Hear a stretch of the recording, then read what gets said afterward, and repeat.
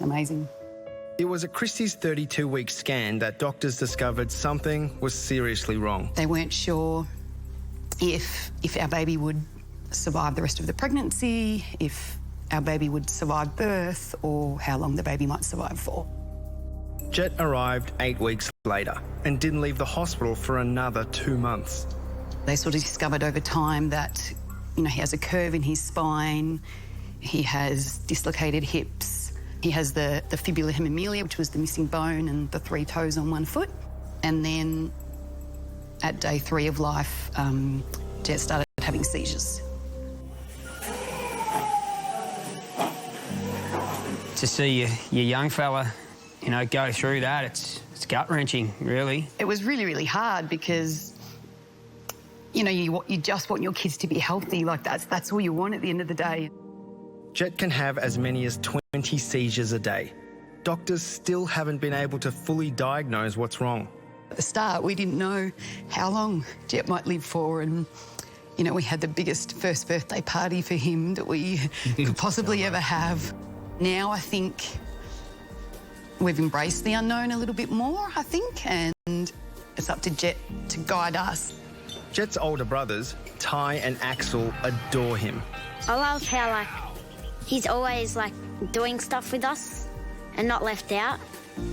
Just because he's got a disability doesn't mean he has to be left out. Doing hot spas again?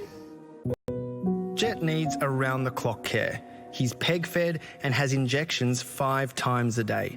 It's a lot of work, which is why very special kids play such a huge role in their lives. Most of our children hopefully have a number of years ahead of them, and so it's about making sure that they can focus on the quality of that time and provide their special child with everything they need. From counselling and specialist care to sibling support, VSK provides a range of free and lifelong services. They really support the whole family. So we've got a family volunteer who comes around just to hang out and play with the other boys because they know that sometimes siblings of special kids might miss out or not get as much attention. VSK opened Australia's first children's hospice in the 90s. It offers families some much-needed respite. We can take Jetty there and know that he's going to be looked after by the beautiful people and the nurses. The hospice is in such demand, it's being expanded. But it's an expensive project. And on top of that, it costs more than $9 million for the charity to provide day-to-day services. Usually, fundraising events and campaigns raise the revenue needed, but most of those have become COVID casualties. We haven't been in a situation where we've had to shut the door or restrict our services, but obviously we're really eager to see how the next couple of years goes in terms of returning to our traditional forms of fundraising, knowing that our rainy day reserves will only last so long before things could get much different. The Whitnells say they aren't sure what they'd do without VSK. They say it takes a village to raise a child, but it takes an extra big village to raise a special child. He's 1 in a million, literally 1 in a million. And from where he's come from to where he is now, as parents, I don't think we could be any more prouder, to be honest. Yeah, that's the one.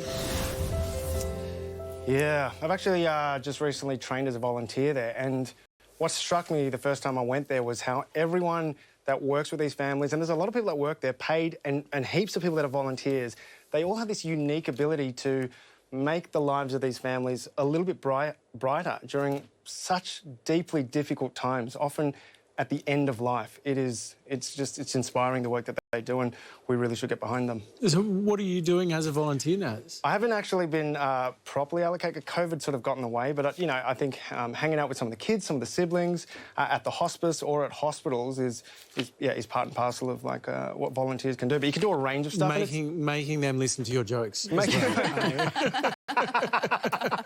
You're a good egg, Nazim Hussain.